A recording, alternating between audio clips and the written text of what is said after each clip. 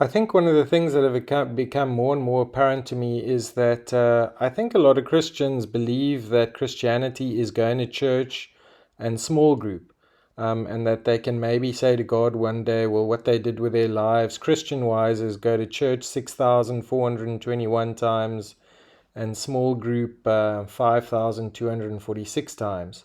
So I think one of the big things in the church is there are a lot of people just sitting in aisles and doing nothing for the kingdom of God. They are not laborers in the kingdom of God. Of course, contributing via their money and tithes and offerings is helping and is a help. But I think there is a real effort needed to teach young people that you must become a laborer in the kingdom of God. Your business must be a vessel for the kingdom of God. Your tongue must be a vessel for the kingdom of God. Your spare time cannot just be wasted in watching irrelevant things, never mind bad things, but should be used in part for the work of the kingdom of God. Have you ever wanted to be so good at sales that you can actually sell a pen to anybody? Well, Susan today will teach us all the biggest secrets of sales. She took what was a horrible experience when she was buying a shed for herself and decided to start her own company, which is now one of the top shed dealers in the U.S. We have a little red Mini out here and we're giving it away. You're giving away a car? We're giving away a car. Can you maybe sell me this pen? Sure. When I became a shed dealer, I didn't know anything about the construction industry or how I was going to find a customer. We put together processes that work, and we're going to show you how you can do it too. Well, Susan, tell us a little bit about your background, when and why you started Shed Gal. Well, interesting story. About 5 years ago, my husband built us a shed. Didn't turn out so well, spent thousands of dollars. Decided to buy a shed and have it delivered. We had a really horrific experience trying to buy a shed and decided that we would start selling them ourselves and we would do it differently. When you did start, Susan, what were some of the challenges that you were faced with initially? You know, biggest challenge, not knowing the construction industry at all, not knowing where we were going to get our customers, how we were going to get our customers, and not having a solid business plan when we started. All right, well, let's leave the answers to what you did to change that later on in the videos, you guys, so keep watching. Good. What's the number one factor driving your growth? I mean, it's no joke to be one of the top U.S. shed dealers. Yeah, I think the biggest thing for us and the other dealers that I see that are very successful is consistency. It is about doing it and doing it regularly. What is it? Right. For us, we use a lot of Facebook marketing. We use the free Facebook marketplace. We post multiple times a week. We're in tons of different groups, and that has really made a huge difference. That is where the majority of our customers come from, and I don't see a lot of dealers doing that, which is interesting. Susan, let's talk more about your systems that you have for organizing and following up on leads. Yeah. Anything else that we need to touch on? Really good question. Super important in this industry or any sales industry. Of course. So we have an Excel spreadsheet, nothing special. We have spreadsheets for everything. So when a customer comes in, we're putting down the date, what we talked to them about, their name, their phone number, their email, and we usually call 2 or 3 days later or send an email just to follow up and see what questions they have. You mentioned a form that you use when you meet with a customer, the customer information sheet. Was it CIS? CIS. There you go. Tell us a little bit about that. Did you design it? We did. What does that do to your business? We did. You know, there's a lot of information that we need to gather to make sure that we're putting together an accurate quote, which everybody appreciates.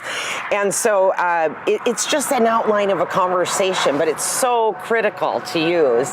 And so we've put that together. It works fantastic, and we use it 100% of the time. Will you be willing to share that form with us and our viewers? Absolutely. Awesome. Absolutely. We'll make sure we leave that in the description below. Where is Shed Gal's revenue last year, and where are you monthly year to date? Yeah. So in addition to the Graceland Portable Buildings, we also represent several metal building companies. So our total monthly revenue right now is between $40,000 and $50,000. I expect this year it'll probably bump up at least $100,000 to $150,000 from that. Oh wow! So for 2022, you're going to be close to $1 million. It sounds like. Well, I sure hope so. In terms of leads and how you get more leads, I want to dive more again. Sales, marketing, right? You use Facebook. Yep. Any other unique approaches that you do to generate more customers? We have a lot of followers on our Facebook page, more followers than 95% of the dealers with any company out there. So we get a lot of customers through our Facebook page. Again, going back to that Facebook marketing, for us, it's where it's at. There could be ways that work just as well, if not better, but it works for us and we're killing it. So why do you think you have more followers on Facebook than others? Does it just goes down to consistency and something else that you're doing? We consistently post and we give away a lot of things. We have a little red Mini out here and we're giving it away. You're giving away a car? We're giving away a car. And people know that's how we use our marketing money. I think people appreciate the fact that we give back. I could spend the same amount on whatever radio or newspaper. That's number true. one, it's not going to be as effective. And number two, it doesn't give anything to the people that have supported us over the last almost 5 years now. Wow, I like that approach. I think it's super successful. You guys comment below, tell us if you're doing that and how that's helped increase your business as well. I see that your car has your logo all over, logo on your shirt. Yep. Let's talk about the importance of branding. Yeah. And anything else you want to touch on that? Yeah, definitely branding. Folks, if I cannot emphasize it enough, get a brand and stick to it. Branding for us has set us apart. It's the reason why we have so many Facebook page likes, because people know us by the Shed Gal.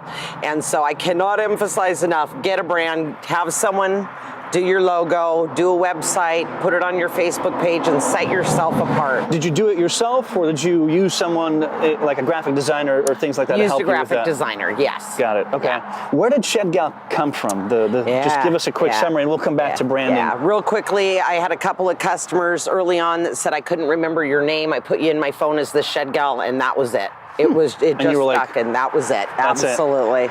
Well, you certainly did a great job on your branding. Thank you. All over. What's the number one or couple mistakes that you think companies make that drives away customers and prevents them from making sales? Yeah, I think it comes down to training and the lack of training of their team members, which results in people feeling like they're being sold. That's never fun. And the used car sales experience that, of course, no one wants to deal with. What was your revenue last year? Just gross revenue and commission? Between $500,000 and $600,000 total. Whoa, we're talking some serious opportunity to make a living. Oh yeah, from zero to that in less than 5 years. Yeah, absolutely. And your commission structure, what is that structure like with Graceland? So we get a percentage of each sale, and with Graceland Portable Buildings, it's 10% of the sale price. Do they set that, or you kind of negotiated it? They set that. That is set.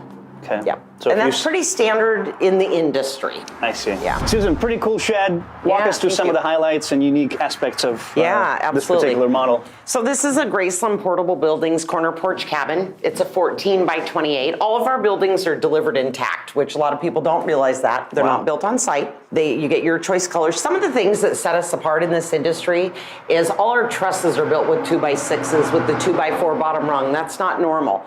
All of our buildings have a roof ridge vent. That helps with airflow. All of our buildings have a patented soffit system proven to keep the building cooler. They're just the top of the industry. I have a hard time calling this a shed. I mean, you could park this in the back yard and make it home. And why do you call it a shed? I mean, Graceland manufactures sheds. Now our customers use our buildings for all sorts of reasons.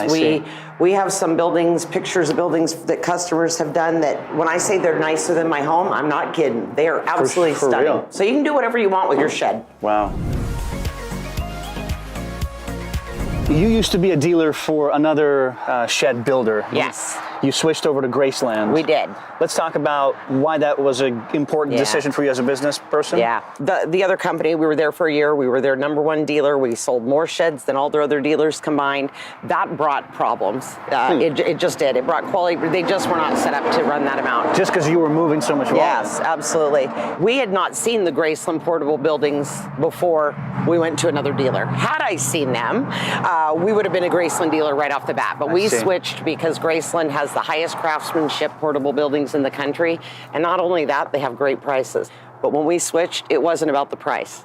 It was about how they build their buildings and how they do business that made our decision super easy to come here. So the quality difference was pretty substantial. They all look the same when you drive by. You got to come in and see us. Our taglines, check out the rest and check out the best. We encourage customers to go look at other companies. We want you to get the most value for your money. That's awesome. That's a good way to run a business. Let's go through your sales process. Somebody shows up at your doorstep. We talked about the form.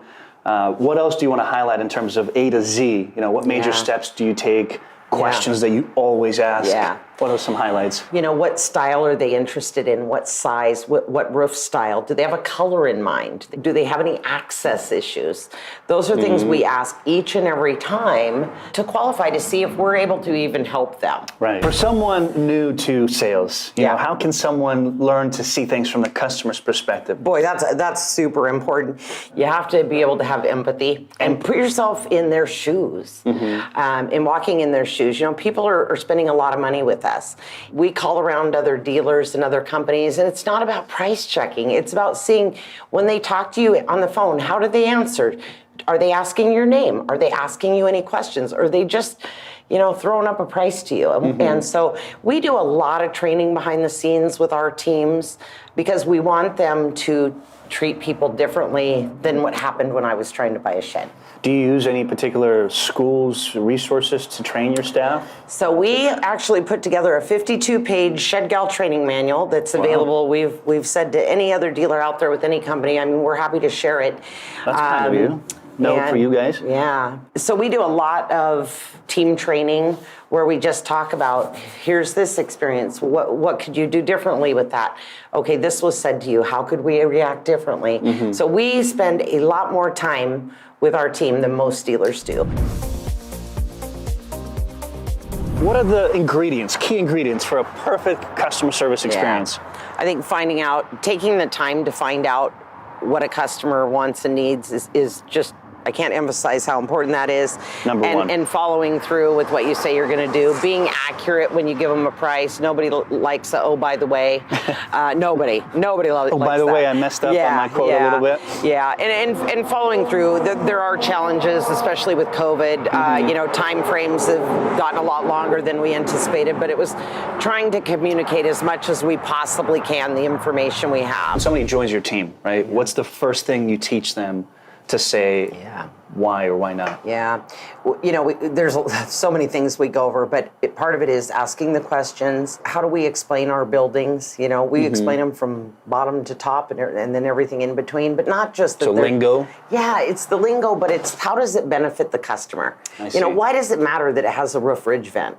Nobody cares, but they sure care that it helps with airflow, right? Yeah, maybe they don't know why it's so there, it's right? education. It's teaching people, our team members, how to educate without being pushy. We emphasize the fact of how we will treat people and what is not allowed. And so we want customers to have the best experience possible. And we do that by hiring the right people to begin with and training them properly. And doing ongoing training. We want a customer to feel like we care because we actually do. Right. Well, let's do Blitz. All right. I always love Blitz. What's your favorite business book? 7 Habits of Highly Effective People. What car do you drive? Well, here they are. Voila. Hard not to notice. Yeah, okay. yeah. Was there any point in time when you thought of going back to what you did previously? Absolutely not. What's the one thing you can't start your day without except coffee? A plan. Just mapping out my day. And I know that things are going to change all day long, but I always have a plan of these are the things I need to get done, and these are the things that can wait till tomorrow if necessary. Awesome. The last one, when you're not running a business, what would we find you doing? Flying on an airplane, going to travel. Awesome. For somebody watching that's really just fascinated by, sales, loves the idea of sheds and how simple it is there an opportunity for them to get going and do the same thing in their market, or is it completely tapped out? Oh no, it's there, especially in the West Coast. It is not. It's in its infancy. I would encourage anyone who is interested in this business to call me, contact Graceland, contact another carrier, another company. We could have 20 more shed dealers in Snohomish County, and we'd still all be selling a ton of sheds. Wow. I encourage it. It is a great opportunity to get into.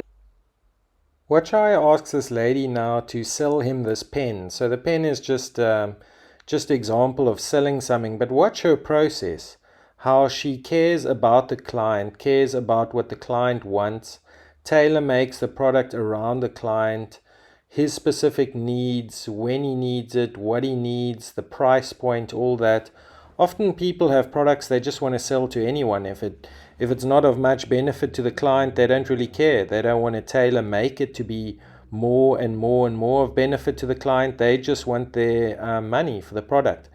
Sales and selling things and products and services is about serving people and giving them the best products and services that really exceed their expectations.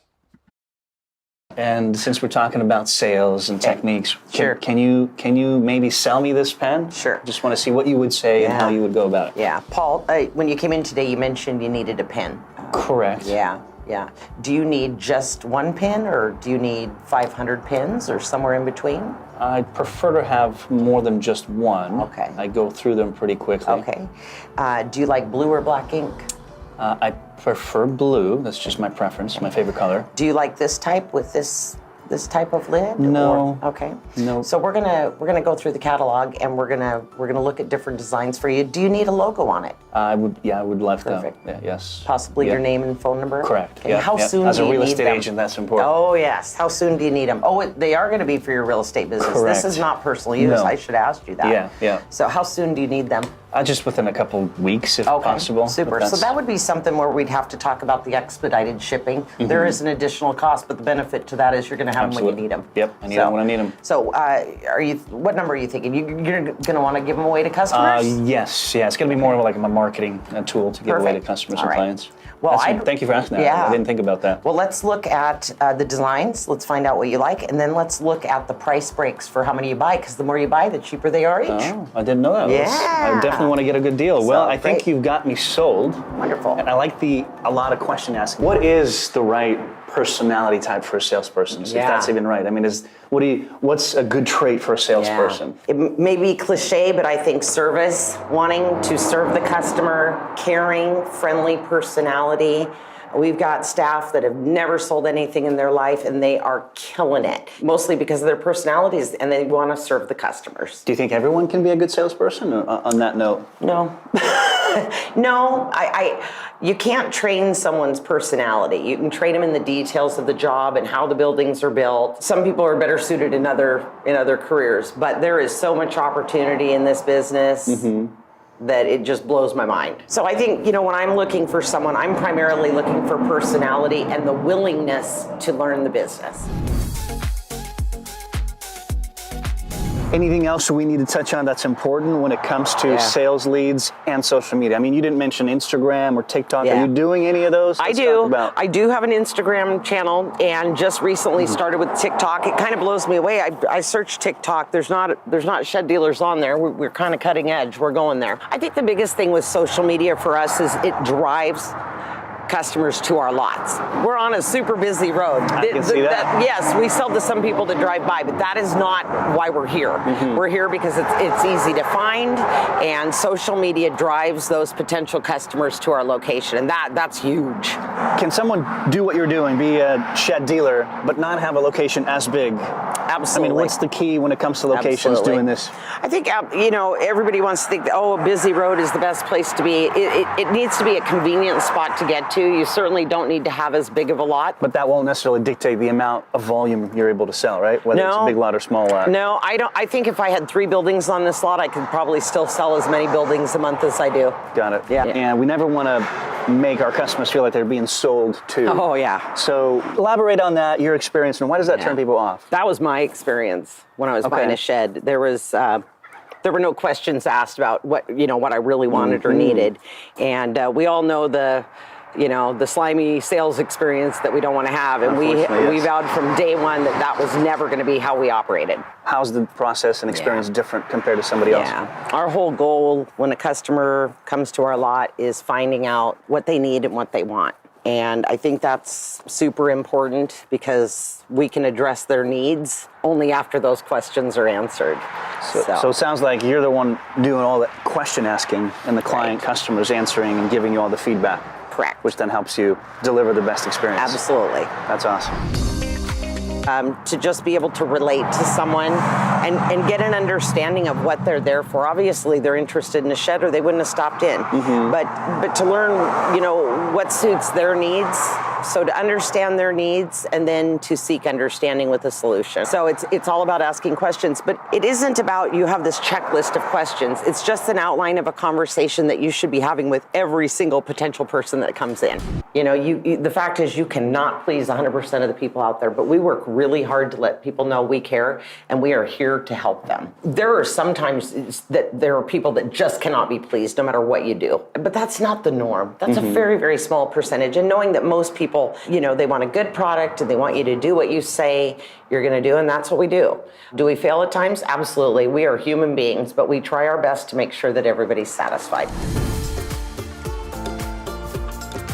Email list. Yeah. Every business we interview, some use one, others don't. What is it like for you? You know, we don't. And here's the reason why. I get so many marketing emails every single day, and most of them I just delete. It's just something I just don't feel like adding to a customer's pile. If we have their email, they know who we are and where we are. Is there anything else you can share in terms of unique, unconventional sales techniques that you use? Well, our system of the customer information sheet and asking the appropriate questions is unique. And you know, you call around 10 dealers, they're not going to do it. They're winging it because they don't know any differently. So we put together a process that works, and when we find a better way, we'll change it. But until then, we're going to keep doing the same thing. That's awesome. Yeah, we call it the CIS, so you guys need to check it out. We'll make sure we leave the link in the description below. What's one sales tip or advice that you can give to a new business owner watching us right now? Yeah, have a solid process and reach out to those in your industry that are doing really well, because most of us are more than happy to help other dealers. So don't be afraid to Don't be afraid reach out. don't be afraid to reach out for help. You don't know what you don't know, and many of us that do really well want to help others do really well too. That's awesome.